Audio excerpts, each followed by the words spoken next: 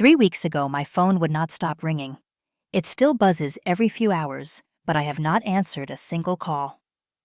I sit here in my quiet apartment, staring at the screen lighting up with names I once called family.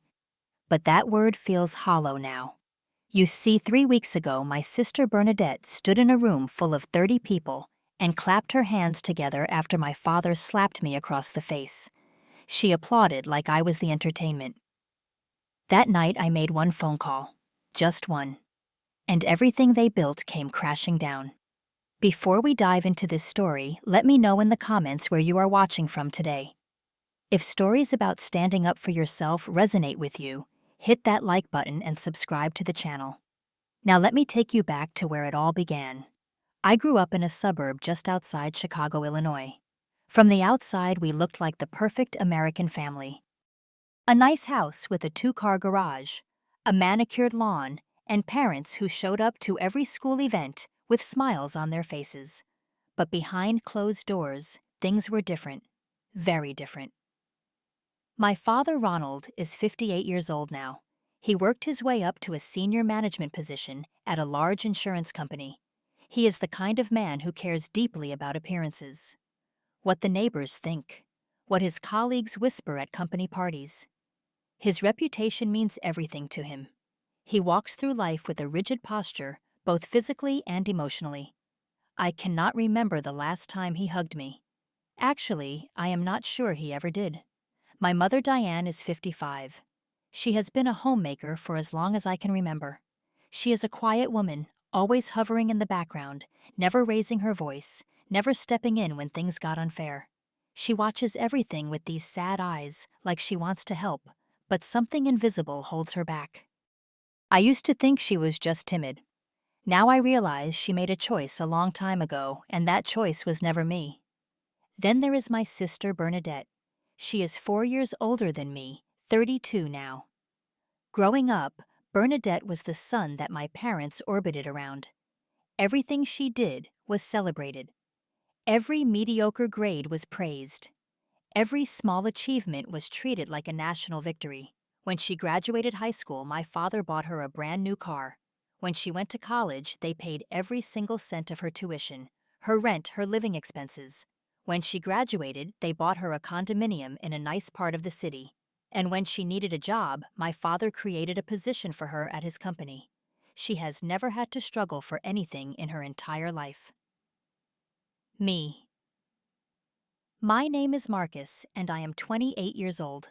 I learned very early that the rules were different for me. When I graduated high school, there was no car waiting in the driveway. When I applied to college, my father sat me down and told me that a man needs to learn to stand on his own 2 feet. He said giving me money would make me weak, so I worked 3 jobs. I applied for every scholarship I could find. I stayed up until 2 in the morning, studying while also working shifts at a warehouse, a coffee shop, and tutoring younger students in math. I paid my own way through everything. I still remember one moment that crystallized everything for me. It was my freshman year of college. I was drowning in expenses, and I needed $300 for textbooks. Just $300. I called home and asked if they could help me out just this once. My father said no. He told me to figure it out myself, that it would build character. I hung up the phone feeling embarrassed for even asking. 3 days later, I saw Bernadette post a photo on social media. She was showing off a new designer handbag. The caption said, "Thanks, Daddy." That bag cost over $2,000. $2,000 for a bag, but $300 for my education was too much to ask. I wish I could say that was the only time. But it was not. This pattern repeated itself throughout my entire life. Every holiday, every birthday, every family gathering, I watched my parents pour love and money and attention onto Bernadette while I sat on the sidelines. And she knew it too. She loved rubbing it in. She would make little comments in front of our parents' jokes about how I was the independent one who did not need anything. She would smirk when I showed up wearing clothes from discount stores while she flaunted her expensive outfits. My parents would laugh along with her as if her cruelty was just harmless sibling teasing. My mother never defended me. Not once. Sometimes I would catch her looking at me with something that resembled pity, But she never translated that into action. She never pulled my father aside and asked him to be fair. She never told Bernadette to stop being cruel. She just stood there, a silent witness to years of inequality, and I guess she made her peace with that. So why did I stay in contact with them? That is a question I have asked myself many times. I think part of me always held on to hope. I kept telling myself that things would change, that once I became successful on my own terms, once I built something real with my own hands, my parents would finally see me. They would acknowledge that I had value. I wanted my father to look at me one day and say he was proud. I wanted my mother to choose me just once. So I kept showing up. I kept calling on birthdays. I kept sending Christmas gifts. I kept trying to be part of a family that never really wanted me in the first place.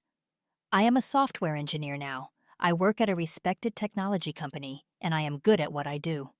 I built my career from nothing, and I am proud of that. But somehow in my family's eyes, that still was not enough. It would never be enough, because I was not Bernadette. 3 weeks ago, my parents announced they were throwing a party to celebrate their 35th wedding anniversary. 35 years of marriage. It was supposed to be a big celebration. They invited about 30 people, a mix of relatives, family friends, and some of my father's colleagues from work. I received my invitation, and despite everything, I decided to go. I even spent weeks planning a special gift. I commissioned a local artist to paint a family portrait. It was beautiful, this gorgeous oil painting of my parents, from a photograph taken on their wedding day. I wanted to give them something meaningful, something that showed I still cared despite everything. The painting cost me nearly a month's salary, but I thought maybe this gesture would finally break through. Maybe this time would be different.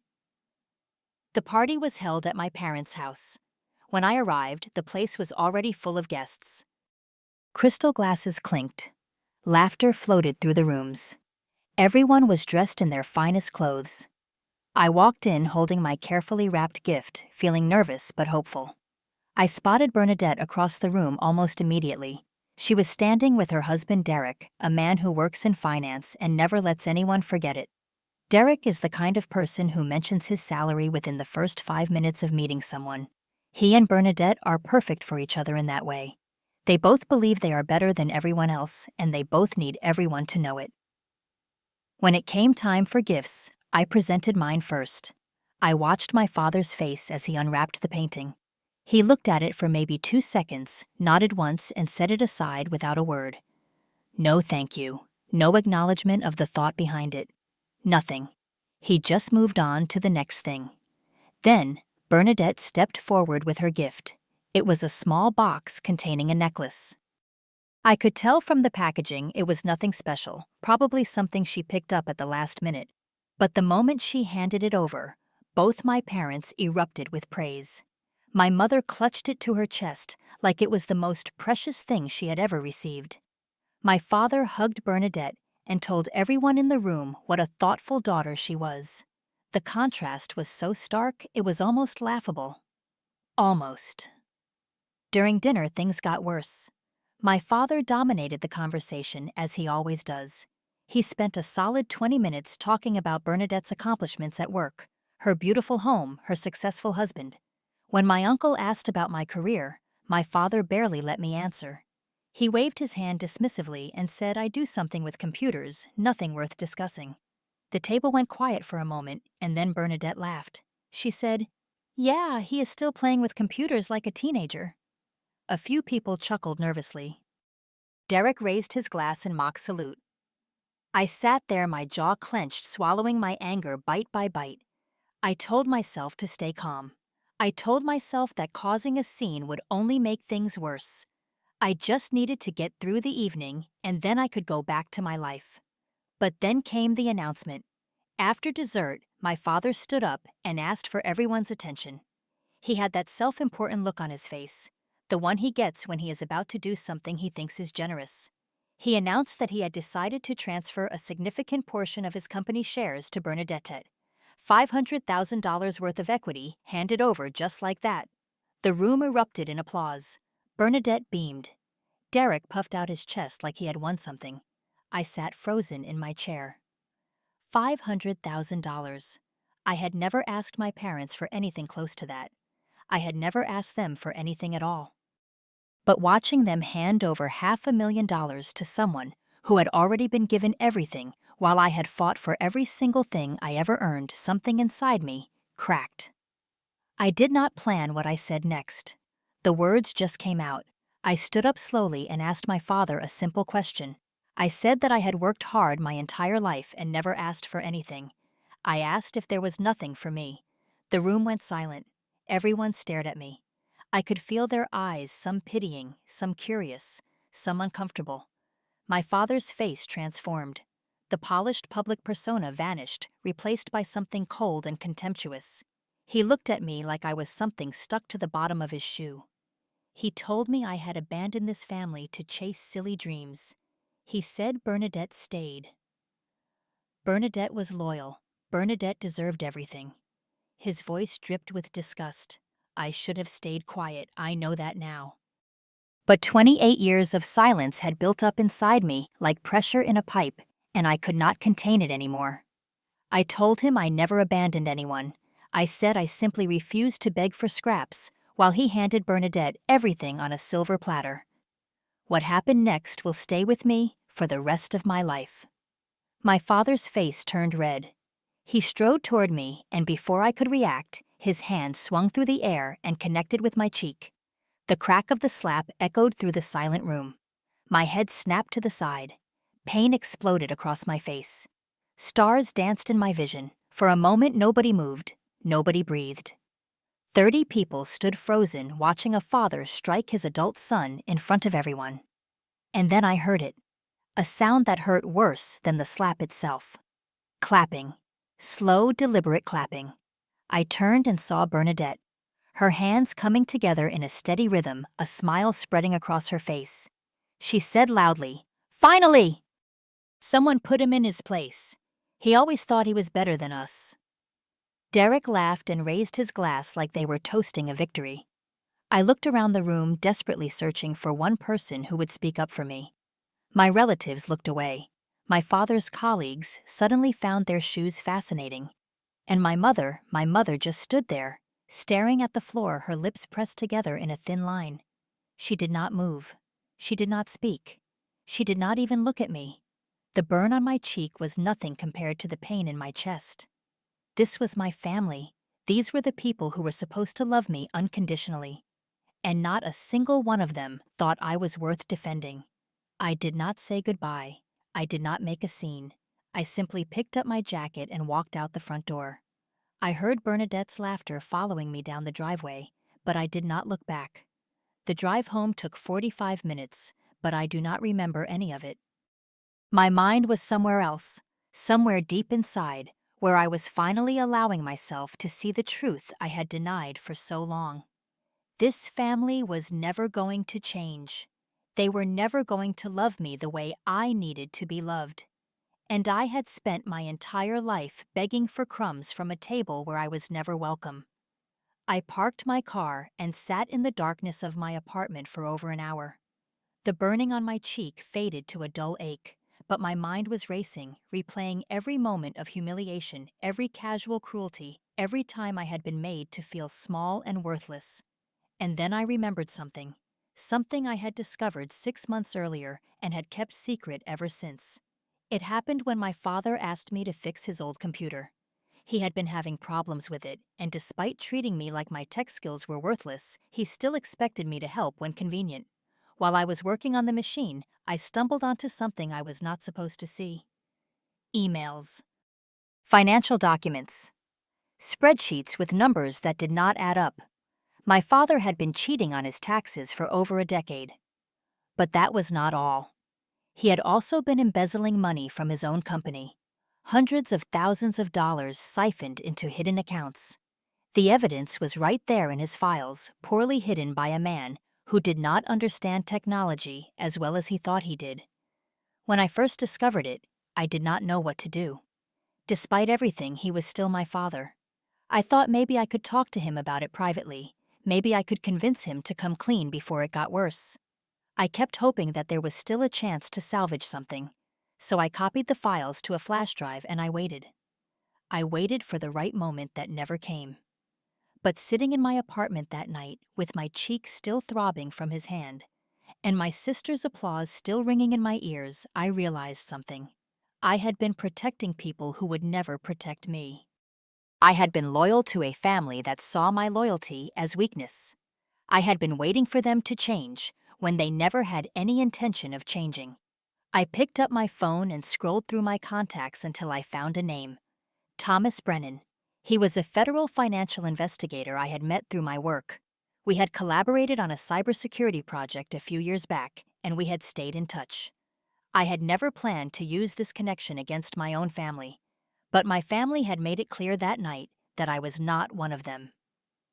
The phone rang twice before Thomas answered. I told him I had information about tax fraud and embezzlement at a company. I gave him the name. His voice changed immediately. He said he would need to see the evidence. I spent the next 3 hours sending him everything, every email, every document, every transaction that proved what my father had been doing. Thomas reviewed them in real time, and I could hear the growing excitement in his voice. This was big, he said. This was exactly the kind of case they had been looking for. Before we ended the call, he asked me something that made me pause. He asked if I was sure about this. He said this would destroy them. I thought about my father's face as he struck me. I thought about Bernadette's hands coming together in applause. I thought about my mother's silence, her eyes fixed on the floor while her son was humiliated in front of everyone. I told Thomas they destroyed me first. I was just returning the favor. The next 2 weeks unfolded faster than I expected. Federal agents executed a search warrant at my father's company within days. They seized computers, files, financial records. They froze bank accounts. The news spread through the community like wildfire. My father was arrested at his home on a Tuesday morning. I heard later that he was still in his bathrobe when they put him in handcuffs. The neighbors watched from their lawns. The man who cared so much about appearances was led away in front of everyone he had spent his life trying to impress. But the investigation did not stop with him. Bernadette had been working at the company for years. She had signed off on countless financial documents. She had approved transactions that she knew were fraudulent. The investigators followed the paper trail straight to her desk. She was arrested 4 days after our father. The charges were serious: conspiracy to commit fraud, money laundering, tax evasion. Her face was all over the local news, the golden child reduced to a mugshot with smeared makeup and terrified eyes. Derek, her loyal husband, wasted no time. He filed for divorce before she even made bail. Apparently his love had limits, and those limits were drawn at the edge of financial ruin. The man who had toasted my humiliation vanished the moment things got difficult. The family assets were frozen. The house my parents were so proud of was seized as part of the investigation. All those cared for possessions, all that carefully maintained wealth gone in an instant. My mother had to move in with a distant cousin. She called me crying, begging me to help. She did not understand how this could have happened. She kept saying there must be some mistake. When I did not answer, she left voicemails that got increasingly desperate. She said she was my mother. She said blood was thicker than water. She said I owed her. I listened to those messages once, then deleted them. The shares my father announced at the party, the $500,000 he had promised to Bernadette, became worthless. The company he had spent decades building was dismantled by federal investigators. Everything they had valued, everything they had prioritized over me turned to dust. It has been 3 weeks since I made that call. Some people might expect me to feel triumphant. They might think I am sitting here celebrating my victory, but the truth is more complicated than that. The first few nights after everything collapsed, I could not sleep. I lay awake staring at the ceiling, asking myself if I had done the right thing. These were my parents, my sister. We shared blood history, childhood memories. Had I gone too far? Was I just as bad as them now? I started seeing a therapist. I needed to talk to someone who could help me sort through the tangled mess of emotions I was feeling. Guilt, anger, relief, sadness. They all swirled together until I could not tell where one ended and another began. But slowly, session by session, I started to see things more clearly. My therapist helped me understand something important. I did not destroy my family, they destroyed themselves. The fraud, the embezzlement, the lies, those were all choices they made long before that night at the party. All I did was stop protecting people who had never protected me. I stopped being loyal to people who saw my loyalty as something to exploit. The calls from my family have not stopped, but their tone has changed. Bernadette called me from county jail last week. She actually said she was sorry. For a split second, my heart ached. Then she followed it up by asking me to talk to the prosecutor, to tell them I had made a mistake to help get the charges reduced. There it was. Even now, her apology was just another manipulation. She was not sorry for how she treated me. She was sorry she got caught. My father sent a letter from the federal detention center where he is awaiting trial. The letter said he forgives me for what I did, and he hopes I will find it in my heart to help the family through this difficult time. I read that line 3 times, marveling at the audacity. He forgives me. The man who slapped me in front of 30 people, who dismissed my entire existence for 28 years, who gave my sister everything while telling me to fend for myself, he forgives me. Even now, even facing federal charges, he cannot admit he did anything wrong. My mother came to my apartment last week. She knocked on my door and I almost did not answer. But something made me open it. She looked older than I remembered, tired and small in a way I had never seen before. She started crying immediately, asking how I could do this to my own family. She begged me to fix things, to make some calls to undo the damage. I looked at her for a long moment. Then I asked her a question I had been holding inside for years. I asked her why she never said a word. For 28 years she watched them hurt me. She watched them dismiss me and mock me and treat me like I was worthless. She never intervened. She never protected me. She never chose me. Not even once. She did not have an answer. She just cried harder. I told her I could not save her. I could not fix what was broken. And honestly, I did not want to. Then I closed the door. Since then, I have focused on rebuilding my life. Not the life I had, but the life I want. I got promoted at work to project manager. I reconnected with old friends I had neglected while chasing my family's approval. I started traveling, something I always wanted to do but kept putting off. Last month, I went to the Pacific coast and spent a week just watching the ocean. I cannot describe how peaceful it felt to be somewhere with no history, no expectations, no one looking at me with disappointment. I am learning what family really means. It is not just blood. It is not obligation or guilt or shared genetics. Family is the people who lift you up, who celebrate your successes, who comfort you when you fail. Family is the people who show up for you, not just when it is convenient, but when it is hard. I have that now. Not from the people who raised me, but from friends who became brothers and sisters in every way that matters. We have dinners together. We call each other just to check in. We actually listen when someone is struggling. This is what I was looking for my whole life, and I finally found it. I want to leave you with something I have learned through all of this. Sometimes the hardest thing is not walking away. It is realizing you should have walked away a long time ago. We hold on to toxic relationships because they are familiar, because we are afraid of being alone, because we keep hoping things will change. But some things do not change. Some people do not change. And we have to stop lighting ourselves on fire to keep others warm.